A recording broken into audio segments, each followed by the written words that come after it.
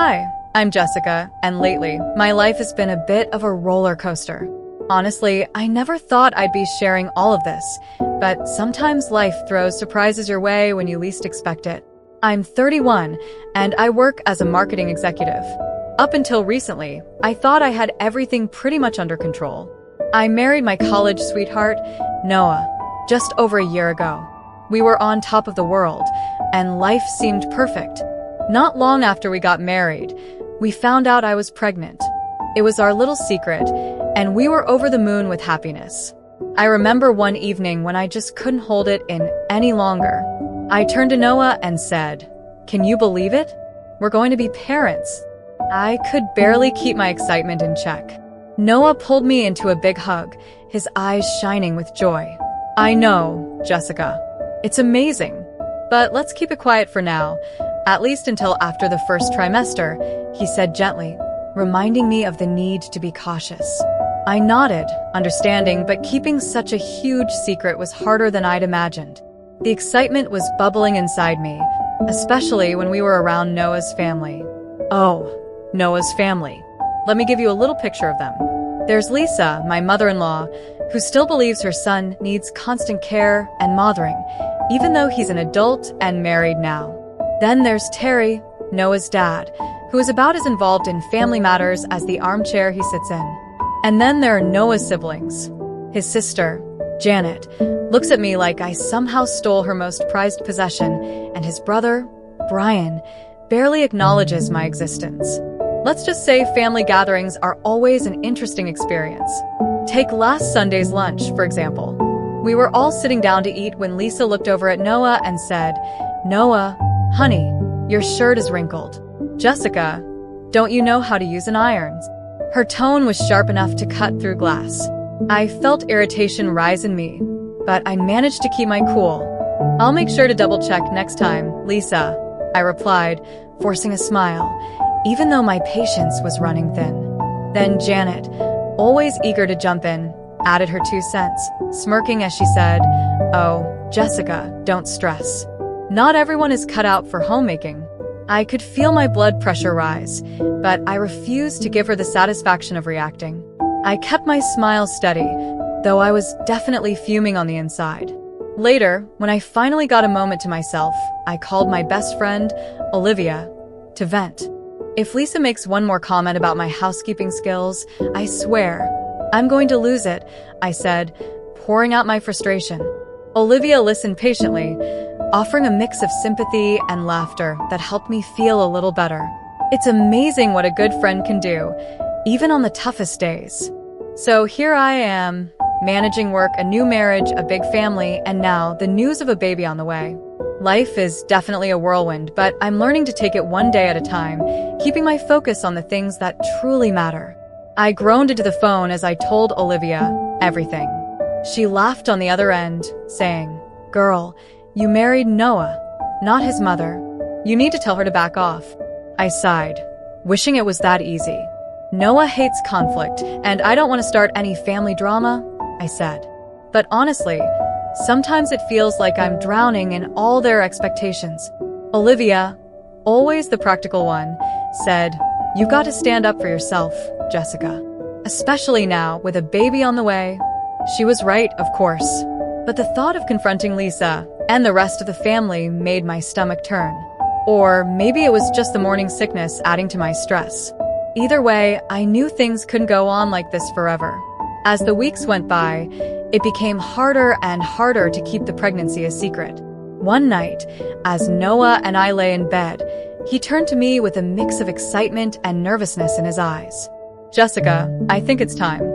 Let's tell them about the baby at the family dinner next week," he said. He was looking at me, waiting for my reaction. I hesitated. Part of me wanted to keep our happy news to ourselves, away from Lisa's constant criticism and Janet's obvious jealousy. But I knew we couldn't keep this hidden forever. "Okay," I agreed, trying to sound braver than I felt. "Let's do it." Still, I couldn't shake the feeling that this announcement would change everything, for better or worse. I just didn't know how big of a change was coming. The day of the family dinner arrived, and I was a nervous wreck. I had spent hours cooking, hoping that maybe, just maybe, this time Lisa would be impressed. But that was wishful thinking. As soon as we sat down, Lisa commented, "Jessica, dear, the roast is a bit dry. Did you forget to baste it?" Her voice was syrupy sweet, but I could hear the criticism behind it. Forcing a smile, I replied, "I'll remember that for next time." But she wasn't done. "And that dress, is it new? It seems a bit tight, don't you think?" Her eyes lingered on my waist, clearly noticing the subtle changes in my body. I was about to respond when Noah cleared his throat. "Actually, Mom, we have some news," he said. This was it. I took a deep breath, giving him a small nod. "Jessica and I are having a baby," he announced, smiling.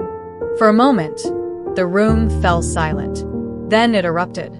"Oh, sweetie, that's wonderful," said Terry, Noah's dad, with a rare smile. Brian, Noah's brother, muttered a half-hearted congrats. Janet's face twisted with what I could only describe as jealousy. But it was Lisa's reaction that truly shocked me. "Are you sure, Noah?" she asked, her tone skeptical. "How do you know she's not lying?" I couldn't believe what I was hearing. "Excuse me?" I said, my voice barely a whisper. Lisa continued, narrowing her eyes at me. "It just seems like convenient timing, doesn't it? Just as Noah's career is taking off." Noah looked genuinely confused. "What are you talking about, Mom?" he asked. Janet, always quick to add fuel to the fire, chimed in. "Remember, Jessica used to be so strict about birth control. Funny how things change, huh?" I felt my heart drop. This announcement was supposed to be a joyful moment for our family, a chance for everyone to share in our happiness. Instead, it had turned into a moment of judgment and suspicion. In that moment, I realized just how complicated this family really was and how challenging it would be to bring a child into this world surrounded by such distrust. I couldn't believe what I was hearing. This was supposed to be one of the happiest moments of my life. Noah and I had decided together, over a year ago, that we were ready to start a family. I felt the weight of their judgment crushing down on me, and I could hardly believe I was being questioned like this. "This is supposed to be good news," I said, looking at Noah, hoping he'd defend me. But he seemed hesitant, and I could see a flicker of doubt in his eyes. That hurt more than anything.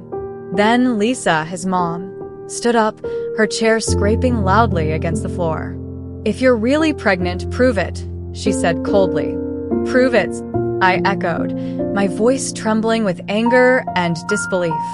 "What do you want me to do? Take a test right here in front of everyone?" Lisa rolled her eyes. "Don't be so dramatic, Jessica. A proper blood test will do," she snapped. I turned to Noah, hoping he'd step in and stop this madness, but he looked conflicted, glancing between his mother and me. Then, to my shock, he said softly, maybe it's not a bad idea, Jessica. Just to put everyone's minds at ease." My heart felt like it had shattered into pieces. How could he even consider this? How could he question me like this? I took a deep breath, my world spinning. "This is insane. I'm leaving," I said, turning to go. But Lisa moved in front of me, blocking my way. "Not so fast. If you walk out that door, we'll all know you're lying," she sneered.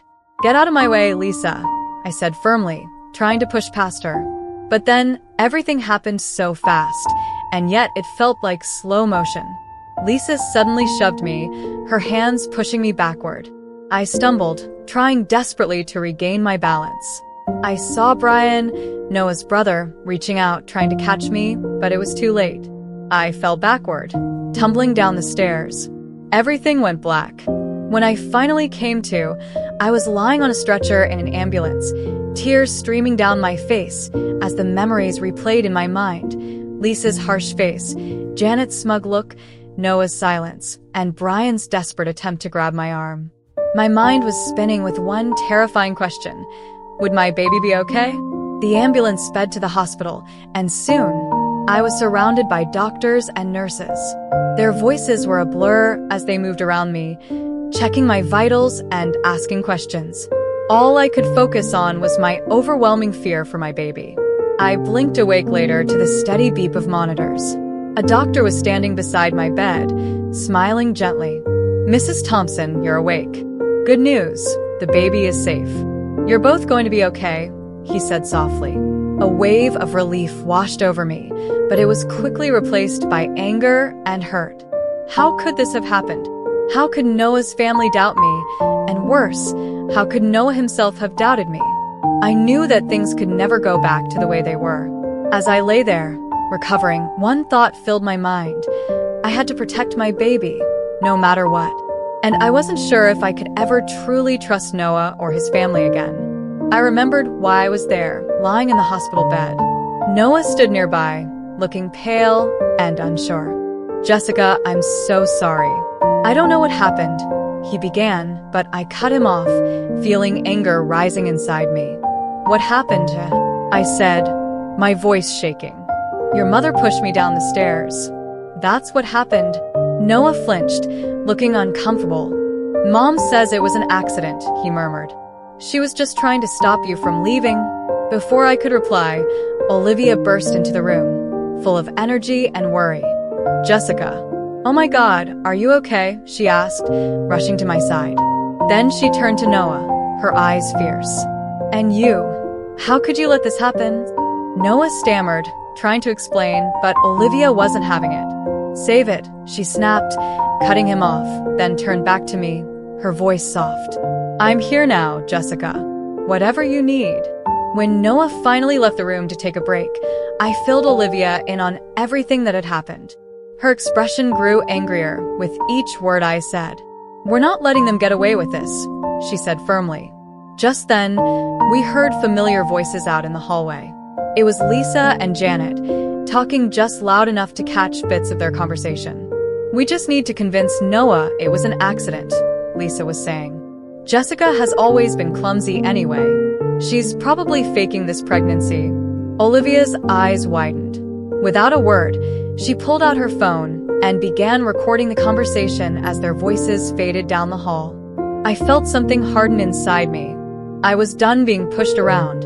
Olivia, I whispered, I need your help. We're going to fight back. Over the next few hours, we made a plan. Olivia managed to talk a nurse into giving us copies of my medical records, which clearly showed proof of my pregnancy and my injuries from the fall, evidence of what had really happened. We should get statements from the hospital staff, too, Olivia suggested. They can confirm the condition you were in when you arrived. I nodded but hesitated. What about Noah? I asked. He's been texting me, but it's clear he believes his mom's story.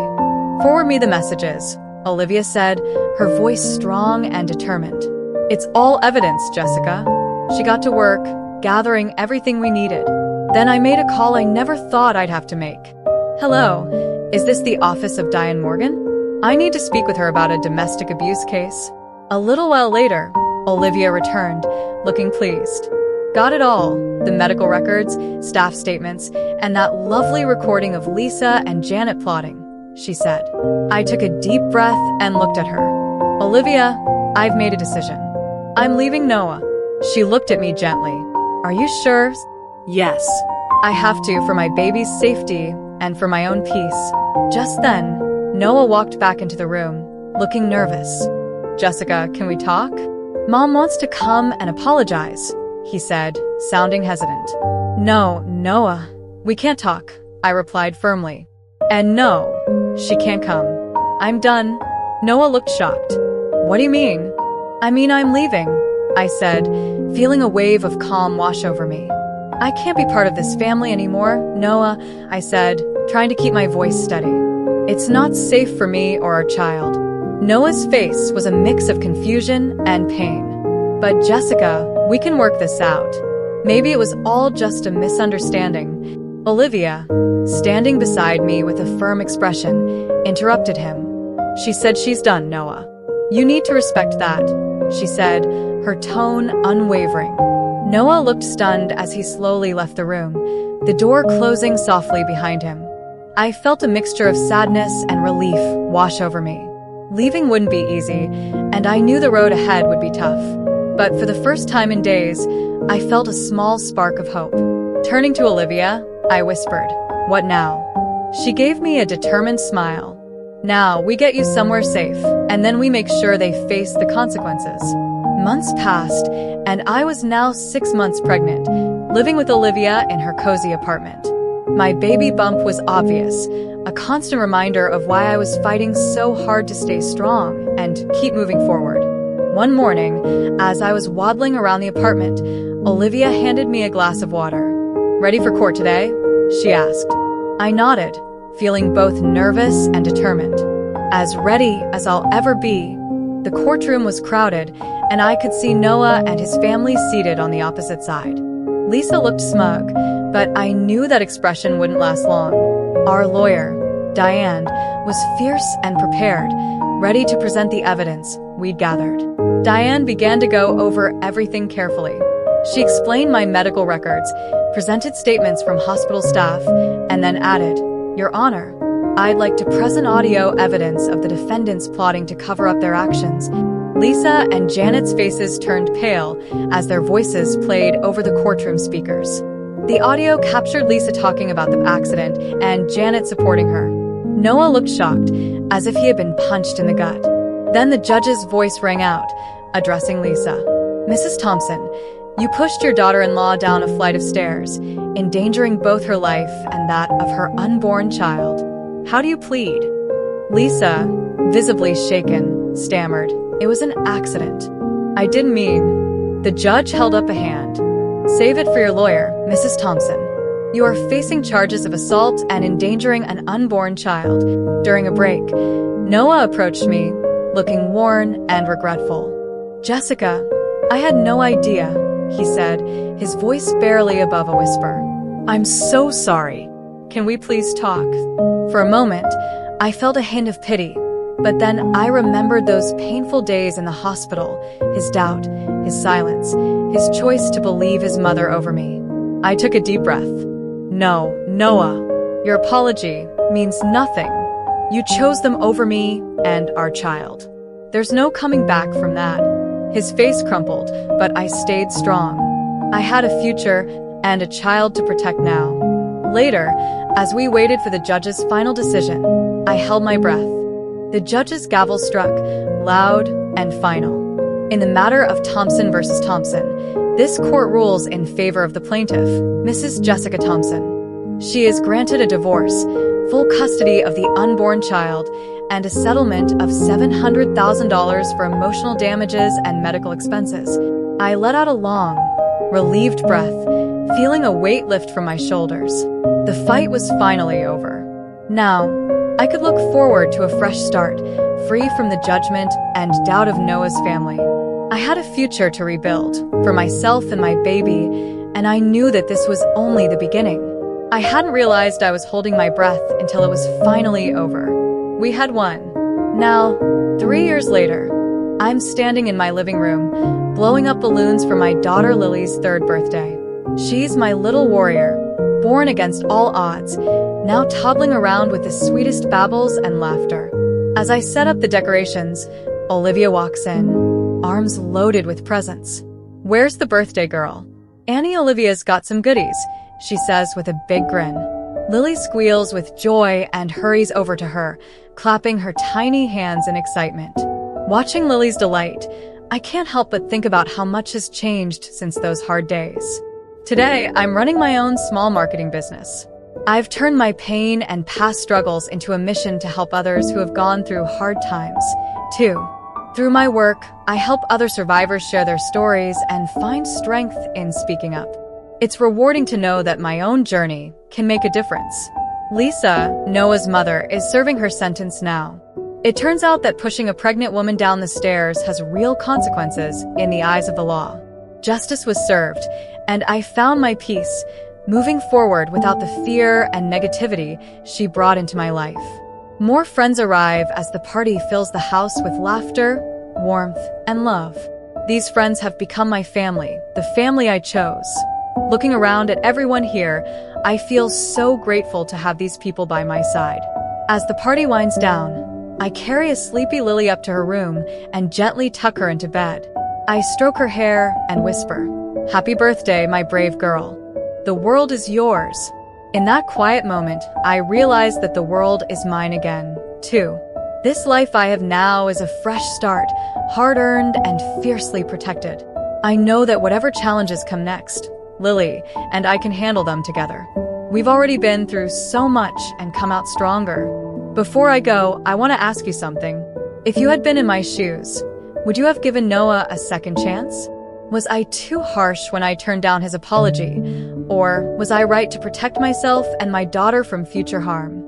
It's not an easy situation, and everyone may feel differently. What would you have done? Share your thoughts below. Your perspective might just help someone facing a similar choice. And if you found this story meaningful, please consider giving it a thumbs up. It helps others find these stories and learn from real-life experiences. And if you'd like to hear more, don't forget to subscribe. Your support means everything as we keep sharing stories that matter. Thank you for being part of this journey with us.